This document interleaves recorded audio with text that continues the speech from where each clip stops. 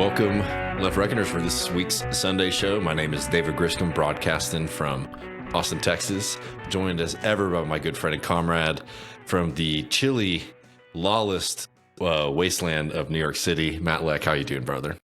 I'm doing well, David. Have you seen the movie Pontypool before? No, what is that? Oh, you should check that out. It's made by this Canadian sort of filmmaker who, I guess he's really well known in Canada. Pontypool's the only movie I've seen by him, but it's this guy who's like a sort of morning zoo type of Imus type figure, maybe a little bit like less energetic, but he goes into this Canada radio station as it's storming outside, and it really reminded me of why I wanted to go into radio, and we're sort of doing that now, and it's fun to do it. It's just like a completely different technological interface than sort of what I expected to do when I was like 18.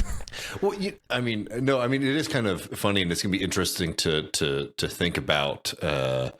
Maybe there'll be movies starring us one day, or like the podcaster of the 2020s, right? In the same way we have those journalists. Oh my god, we're still just remaking recent history, like the Nike movie. Hey, I don't think that podcasting should be a profession. I don't think that they should be respected, but the fact of the matter is, like, that's where people are getting their news and information from now. And it's important to one, produce good ones if you're working on one, and two, just sort of recognize that that's like the world that we're living in. And that gets us actually to our first bit here, Matt, which is the continued discrediting of the American news media, the American mass media. And I think one of the lowest ones, I think probably maybe in a way even lower than podcasting, has to be cable news, particularly like talk cable news. Absolutely. And they have been swimming through the muck for a long while. The numbers of these platforms have been in the toilet for a bit, but there is one that is getting hit really, really hard, and that is MSNBC. And I feel a little mean doing this because MSNBC is like the punching bag. But as we get into it, into the story here, Matt, it truly is like a fantasy land for rich liberals at this point. Yeah, I mean, well, and we had Bronco Marchitich on, who did a recent deep dive into Morning Joe, and that which has become sort of the mirror on the wall for successive administrations. Trump obviously had a more adversarial relationship with them, accusing Mika of like bleeding from her facelift wounds, and then them calling him Hitler a few weeks ago, and then them going to Mar-a-Lago and saying actually America needs us to be able to but yeah, like, it's wild that Joe Biden, he watched that shit every morning, man. And you're right to say, like, I don't think like the podcasts are like a great solution. I do think they're an improvement to what had been on cable news for years and years and years. Like, I think the media environment that I grew up in, that we grew up in during the Bush administration, was much more constrained. And I mean, you disagree? No, I don't disagree, but I'm also just thinking about a very young David watching Glenn Beck. That's what I'm saying, right? That's what I'm saying. And it's like, it was that, and then like the newspapers, they're very sort of financially conservative influence, particularly on matters of political economy. Like, there was, and then anything to do with terrorism, the amount of like fear mongering about that, like, it was, blogs were like a really welcome refuge away from this crap, and it never stopped being crap, and there was never a point like in cable basically got its start in the early 90s with CNN covering the Gulf War, and not the soldiers, not any sort of like bodies or carnage, but like missiles flying over and the fireworks of it, basically. And that's never been great. That's never been a great influence on our understanding of the world. No, and I have to remind folks too, the cable news especially has always just been like spectacle and glorification of violence, right? At least there is, the grand history of like the major American broadcasting networks. So like that was like, when there's 3 channels, those being the place to get your news. No, like the cable 24-hour news thing has always been particularly despicable, and like, who knows, maybe we'll be able to bury it. A sign that maybe that might be happening is this story here, and there's been reported elsewhere. But Rachel Maddow takes pay cut with MSNBC's future in jeopardy. This is a piece by Grace Harrington in the Daily Beast. MSNBC star Rachel Maddow is taking a $5 million pay cut, which is just obnoxious to think that that's how much she was making. But I guess you do need to be paid a lot of money to repeat the same old conspiracy theory about Russia being behind every major event in recent American history.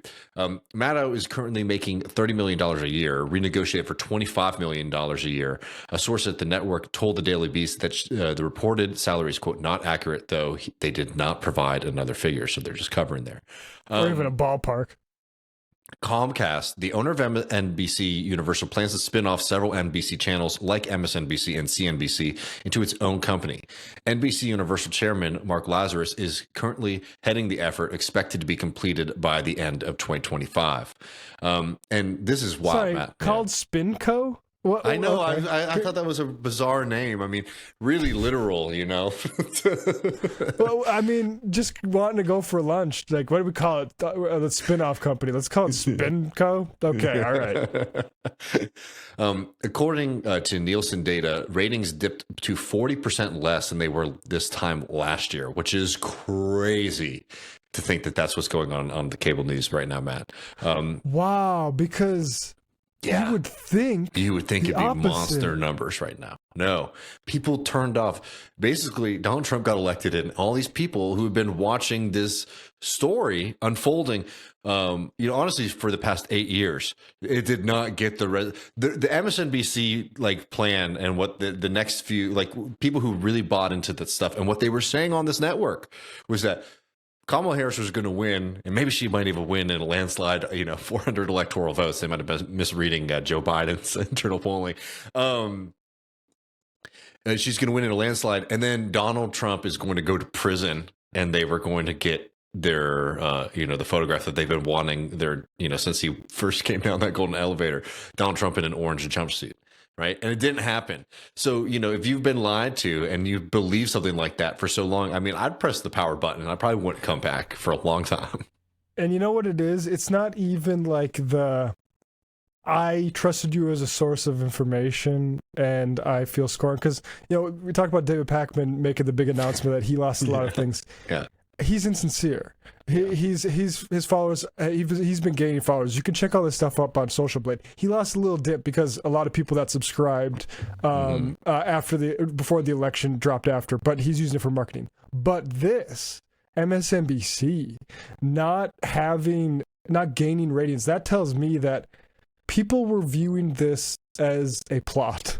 For the plot of it, and they did not like the way that season ended. That's what I'm saying, right? Like this is like my superheroes.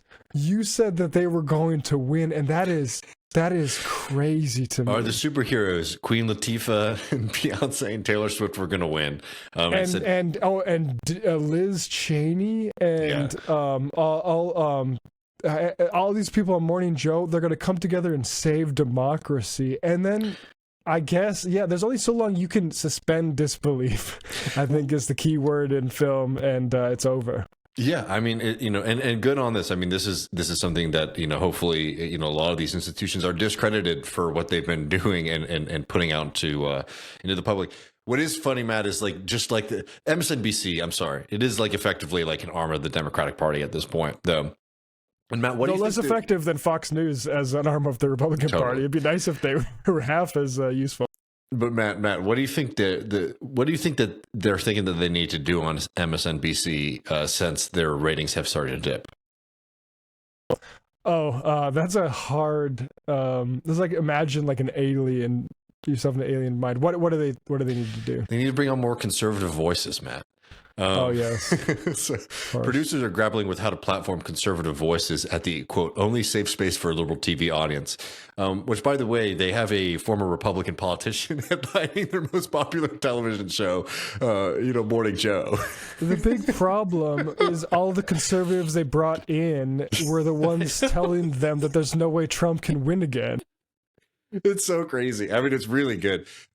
Not that maybe they should bring in progressives or the people who've been right about politics for the past 8 years who are constantly. I mean, this is something that has been made by our guest this week, and many point. This point has been made by many people, including our guest earlier this week, Ryan Grimm. There are massive networks now, like massive networks. The one that you work on. Kyle and Crystal's program. I mean, there are massive networks out there that put up significant numbers every single day. Numbers actually that rival what's going on some of these cable news channels, which is unbelievable to think about. And yet it's not, we're kind of failing here in attracting a new audience and getting attention. Maybe we should bring in some progressives or maybe some populists or people from outside the spectrum. No.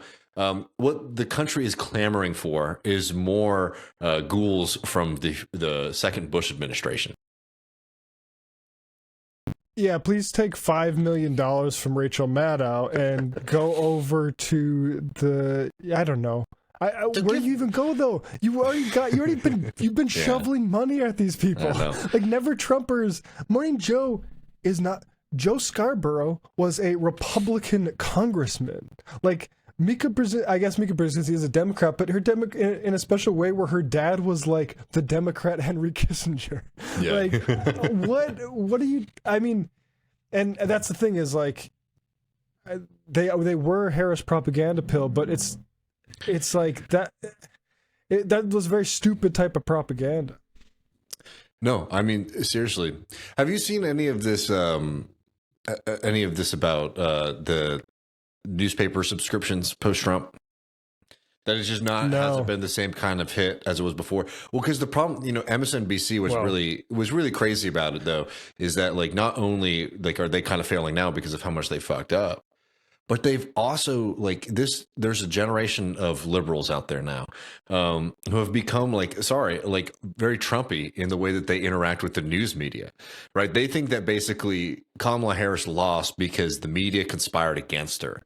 You remember this even, back in the day, even on our levels, this whole idea is you guys were criticizing Joe Biden and criticizing Kamala Harris, and you're the reason that she lost, instead of it being her bad campaign. And also yeah, we throw a lot of opinion here, but we're not making up stories about Kamala Harris. We're just highlighting things that are bad about her. But again, we're not even large enough to make an impact on the election. They were mad that the New York Times is reporting on the Kamala Harris campaign or the Joe Biden administration. And they are now fully committed to only getting their news and opinion and information from some of the most biased and loyal sources out there. So, I mean, expect that part of the country and that political movement to get extra crazy in the next 4 years. And this is a structural issue, really. And if you hear the sound of a drain sort of sucking for years and years and years, what's going on is capitalists are determining that there's not enough profit in journalism to actually invest in it. This is a chart from Business Insider from 2009, right when I was in college to go into maybe journalism. I saw this wonderful chart here from Business Insider, their Silicon Valley Insider thing. Workers employed in newspaper publishing, it basically goes steadily up until, I want to say it's a very low quality. Yeah, it looks like 88, right? The late 80s, and then it basically collapsed in 2009. Unless you think it got any better, I would tell you. Here's the. That's the wrong one. Anyway, it has not gotten better. Take my word for it. I trust you. The number of people employed in this business has gone down dramatically, and the amount of people that need to be informed and the type of society we have has gotten larger and larger. The population of 1988 was I looked that up now, but we're in a bad place here, and really the only thing is this comes down to policy, and like what can be done for a newspaper knowledge worker is the same that can be done for a miner in a dirty industry or whatever. Is you need to decommodify life's essentials. You need to have things like healthcare taken off the table, and then you can start to have these things. You can have people employed without having to worry about, oh, I need to get this kind of healthcare, because guess what, healthcare is great here. I don't need to and that's the only way. But I worry that we're just going to keep looking as we notice these sorts of structural issues. Like, how can we bail out newspaper business? You can't just bail out one industry. And it's like, how can we bail out music? Let's give them all these intellectual property protections. This doesn't work. You cannot property your way out of this problem. I would just add that, another time where it might seem like it would be very difficult, to produce media, was in the explosion of the socialist and the labor movement in this country. And, one of the things that every single one of those organizations had was a paper. And they were reporting on local things and also international and national news. And it was funded by membership, right? So like there is a lot of value actually in going out there and supporting, organizations and independent media organizations right now, because like that is actually like old school, even though it might seem new to sign up on a Patreon or whatever for a lot of these things. The mechanism around it is novel. But this is actually like how these organizations were able to operate, because who was also really, really against socialist movements back in like the early 1900s, Matt? The guys who own the newspapers, right? It's crazy. It's like, as somebody who's doing a bit of history right now, a history book, realizing that like a lot of the newspaper men were just straight up lying, like verifiably lying about information that they were getting because they didn't want things to spread. It feels eerily similar to today. Where we have these massive corporations that own the vast majority of local newspapers across the United States. Now we have one of the wealthiest people in the world buying what was supposed to be the alternative, social media, Twitter, to try to control how information is shared and seen on that. It actually does make, I think, building up those independent platforms even more important. And again, there's a historical precedent for it. Yeah, actually, there's a good book, Lincoln and the Power of the Press, The War on Public Opinion by Harold Holzer, goes into particularly the New York Times, explicitly founded in contrast to like utopian communists of like the 40s. And we need to get serious and talk about these people might ruin things for us, and get serious about business and expanding the frontier. Wasn't it the New York Star that Karl Marx wrote for?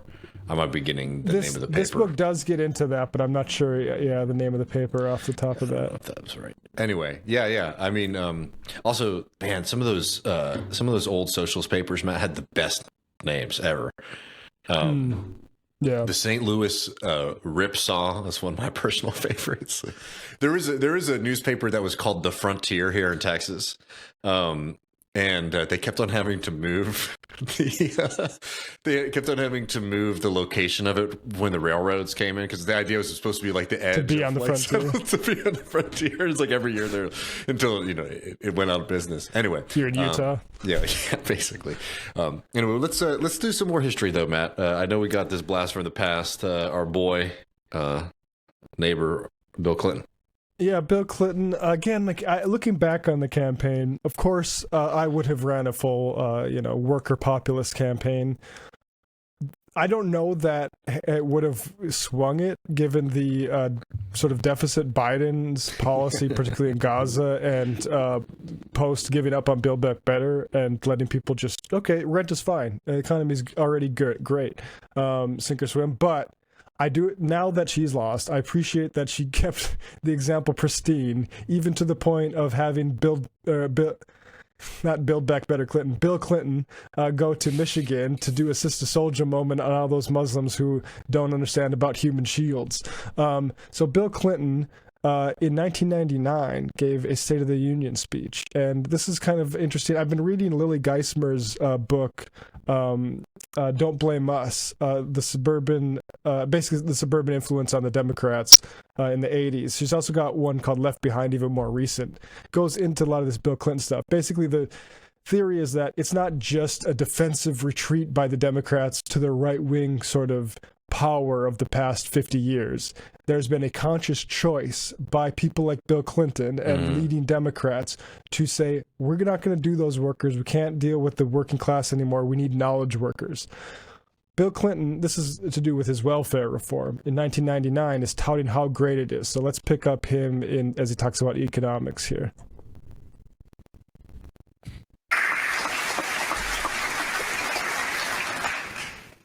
Here's some good news.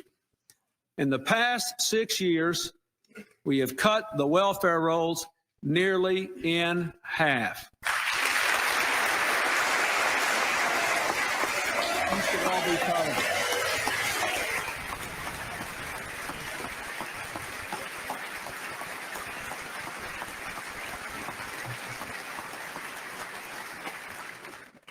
Two years ago from this podium, I asked 5 companies to lead a national effort to hire people off welfare.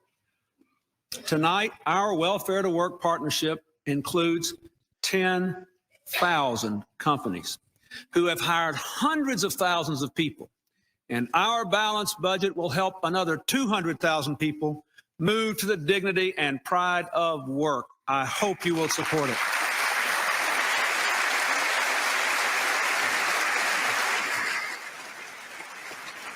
We must do more to bring the spark of private enterprise to every corner of America, to build a bridge from Wall Street to Appalachia to the Mississippi Delta to our Native American communities. More support for community development banks, for empowerment zones, for 100,000 more vouchers for affordable housing. And I ask Congress to support our bold new plan to help businesses raise up to $15 billion in private sector capital, to bring jobs and opportunities to our inner cities and urban, rural areas with tax credits, loan guarantees, including the new American private investment companies modeled on the overseas private investment companies. Thank you. Thank you. Now, for years and years and years, we've had this OPIC, this Overseas Private Investment Corporation, because we knew we had untapped markets overseas. But our greatest untapped markets are not overseas. They are right here at home, and we should go after them.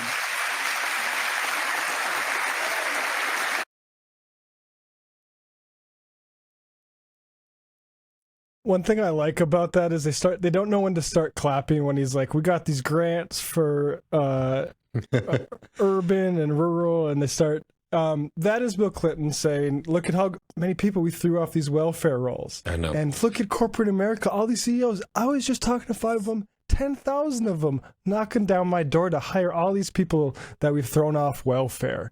Isn't that just wonderful? And then also this framing of, well, we have some local markets we can exploit here for investors. You get a big return. It's not just, overseas where we can drive. And it's just like that, all the people clapping. There's a lot of people we can dispossess. Exactly, right here at home. Yeah, go ahead. Oh, I mean, it is fascinating to watch these these old gems with the knowledge that we have today about what ends up happening. I know, I don't want to spoil what's next, but it's just it's crazy. I mean, and I think actively that they knew that this was going to create these kind of crises, but that it was going to happen so much later that it wasn't their kind of problem, right? Right, but literally you have people like our boy Bernie, and I have him, Bernie in 2016, we'll play a little bit later talking about it, but at the exact same time, all these groups, basically what was the Jesse Jackson's Rainbow Coalition groups, saying, hey, when he did the Sister Soldier thing to all those folks and beat down Jesse Jackson, this was what they could do because they beat them down. But here's America's public media marketplace. This was also during 2016. This was when Bill Clinton got into a little bit of hot water because he was defending himself and saying actually things were great and welfare reform gets a bad rap, America's public media did this great legacy of welfare reform here. We'll just play a little bit of it, and we'll stop before they get to the part where they talk about poor people having to donate blood because to fill the gaps that used to be filled by welfare. Hey everybody, it's Kai, and we are in Van Nuys, California, standing in front of a blood plasma center because we are talking about the 20th anniversary of welfare reform in the United States. And if that doesn't make any sense, hang on just one sec. Today, we are ending welfare as we know it. We've been talking about welfare a whole lot on the program, thanks to the Uncertain Hour. That's a podcast created by Chris Clark and the Wealth and Poverty team at Marketplace. Here, in case you're curious, is a quick refresher on how welfare actually started. In 1935, President Franklin Delano Roosevelt signed the Social Security Act of 1935, which created the welfare system as we then knew it. In 1996, President Bill Clinton signed the Welfare Reform Act into law. That law put the focus on work and created time limits for assistance. Oh, also, the law froze the total amount of federal welfare spending at $16.5 billion and then took that pot of money and split it up among the states according to population size. And 20 years of inflation later, that amount has not increased one penny. What has changed is the number of families in poverty in this country. That number went up, and the number of families that receive cash assistance went way down. In 1996, just before the reform bill was signed, 68 of every 100 poor families in this country received cash welfare. In 2014, 23 families out of 100 in poverty received that cash assistance. People who can't find jobs after their cash assistance ends fall into what's known as deep poverty. Sociologists call them the disconnected. Many of them still do get access to federal programs like food stamps, but food stamps only buy so much. And what they don't buy, people still need. If only food stamps covered toilet paper or cough syrup or something of that nature, because it does get hard when you're down to your last dollar and it's, well, do I go buy a 4-pack of toilet paper or do I get a snack for my kids at the Dollar Tree? So that's where places like Octa Pharma Plasma come in. So that's America for you. It's something, right? Like all this talk about inflation, and what does the media mean when they talk about inflation? Don't really give a shit that poor people have been inflated out of any kind of meaningful assistance or meaningful or meager. What was meager, what now looks like meaningful assistance. Because of Bill Clinton, and we're sending him on the campaign trail to the fucking Midwest to say actually things are great. And in 2016, he was defending himself too. Zach Carter has this piece, HuffPo, for Blast from the Past. I remember reading this back in the day. Let's see if I can find resize this here. Where Bill Clinton literally, and this is why actually I think APM did that little piece there, but. Zach Carter here from 2016. Nothing Bill Clinton said to defend his welfare reform is true. I mean, just one example. They say welfare reform was the bill increased poverty. Then why did we have the largest drop in African American poverty in history when I was president? Zach Carter says this is true. Poverty. This is not true. Poverty dropped during the Clinton years, not because of welfare reform, but because the entire American economy was being juiced by a massive stock market bubble. No credible economist even disputes this. But Bill Clinton will go on the Democratic campaign trail and say, "Look what I did for black people." Like, you don't believe your lying eyes about what happened with welfare reform. Yeah, and I mean, the fact of the matter is, like, being able to ride the optimism of the American, stock market at that time, allowed for some of these horrific structural changes to American life to happen. From the attacks to welfare, to the attacks on unions, to the attacks on American manufacturing. Again, like, who knows what the strategy is here? Is like they either believed all this kind of stuff that like we were just in this new era of prosperity and they were going to be able to rectify the pain and suffering that they were creating. With a juiced up stock market, or they were cynical and they just said, "Hey, this is going to help us out in the short term." Either one, terrible. And the consequences. I mean, this is human toll stuff. I mean, I think especially when you're talking about food. I mean, this is life and death stuff. This is people, if not passing away directly from this, is people having a lower quality of life, health issues. All this kind of stuff comes from these failures. Yeah, if I don't know, fucking Khrushchev had some policy and they implemented it, and a certain number of people were in material want after it. American economists would know how to judge that, but they don't here, because now all of a sudden it's, look at what the stock market's doing, look at growth rates, and not like, okay, what's happened to what's happening to like the actual people producing all this stuff? What's happening to people that are in poverty? They're being squeezed. And yeah, you have the thing where he's like, I talked to 5 CEOs and they just can't wait to hire. I just, how much would you hate this fucking country if you were watching it? Okay, I'm worried about my economic future. My job looks a little bit shaky right now. I'm going to tune in, see what the guy who years ago was saying, it's the economy, stupid, I feel your pain, is saying. And actually he's saying this thing where, look, it looks like he got American business to come down to my side. And how fucking frivolous of a promise was that? You know, I'm just putting my cards on the table here. It's like, you know, my family grew up on WIC in particular, but you know, on food stamps as we know them colloquially. You know, and even now when I go to the grocery store, like my brain just gravitates towards those stickers. Like I see it on the food, it's like, oh, that's something we could put in the cart, right? Even though I'm not on those today, you know. And it's just like, that's something that, like, you know, that is just like an experience of my life, which I know I share with many listeners and many people across this country. And one thing that like really needs to be said time and time again is that under Bill Clinton, under Obama, under Biden, we saw wars against programs and things that help out poor people in this country.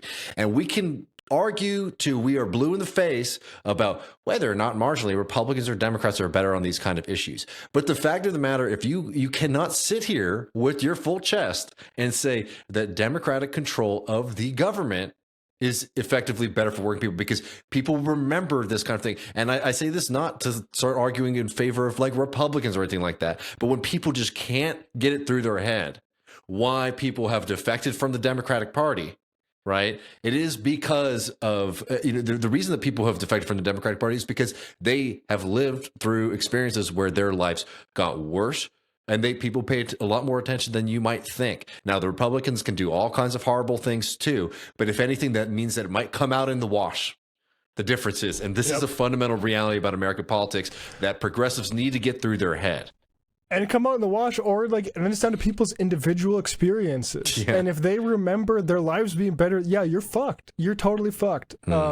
One final bow to put on this, Bernie addressing this. Actually, he was addressing the super predators thing, but he brings it back to welfare reform. And I just thought this was some good politicking here.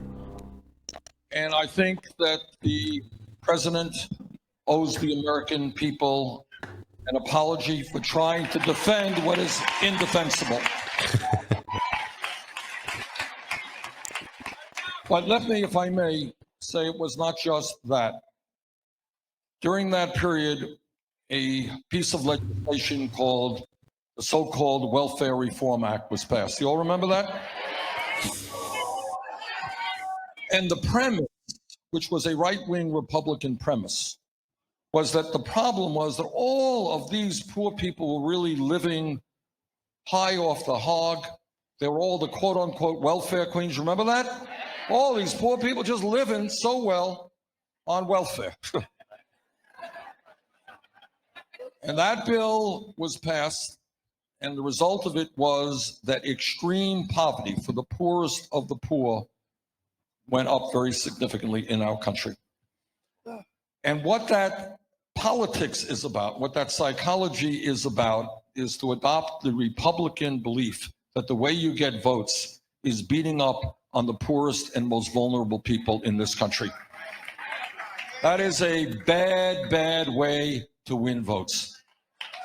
To beat up on people who are helpless, who are barely making it economically, and to go after them to win votes and to cut benefits for children, for moms, is unacceptable.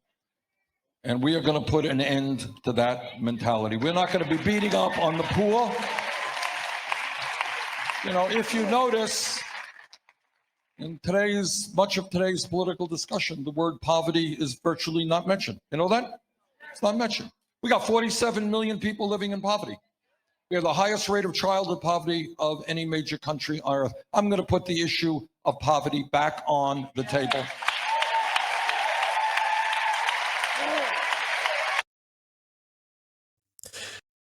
Yeah. So I like him taking the opportunity to, obviously hit him on super predators and say, it's you're defending that in 2016, but also remind people, like, again, these are the sort of things where it's like America, if we were trying to say intervene in the politics of another country, we would point to that leader saying, look at what they're doing to the poor people in that country. And we just accept it as like, well, shit, Joe Manchin, right? We'll better get him next time.